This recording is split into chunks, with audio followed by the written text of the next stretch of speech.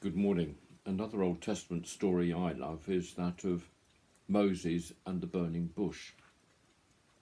I wonder how often we miss God speaking to us. In the busyness of life, we are deaf to God's call, maybe blind to seeing him in others. I suspect we all miss calls to action and opportunity. And it's in the story of Moses and the burning bush that reminds me of this truth, more than any other really. David Runcorn, in one of his books, I can't quite remember which one it was, I thought it was Rumours of Life, but I'm not sure, looks at this story in this way and encourages us to imagine God dressed in a pair of dungarees, oil stained, oily hands, can of diesel in one hand, box of matches in the other, wandering around the desert with singed eyebrows, setting light to bushes, thinking to himself, I wonder if Moses will spot this one. This is an extreme anthropomorphization of God, in other words, making God like a person. And of course the Bible tells us that the fire in the bush was celestial light rather than a fire that consumed the bush. But I do think David is right that we sometimes might miss our own burning bushes.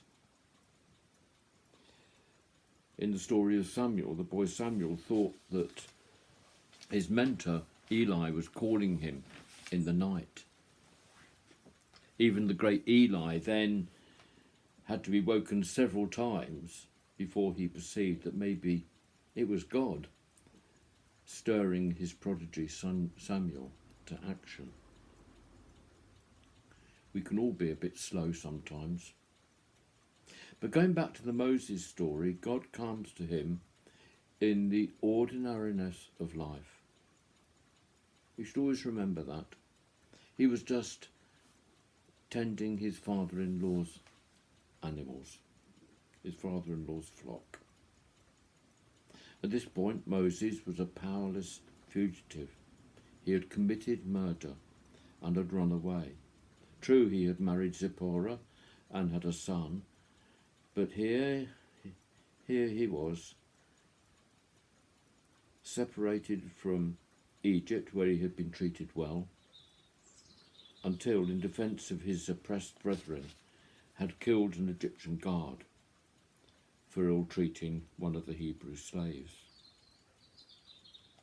This story really is one of a reminder to be ready, even at the lower points of our life, listening, ever hopeful. It's also a reminder to stay calm and a reminder to always turn to the light. Amen.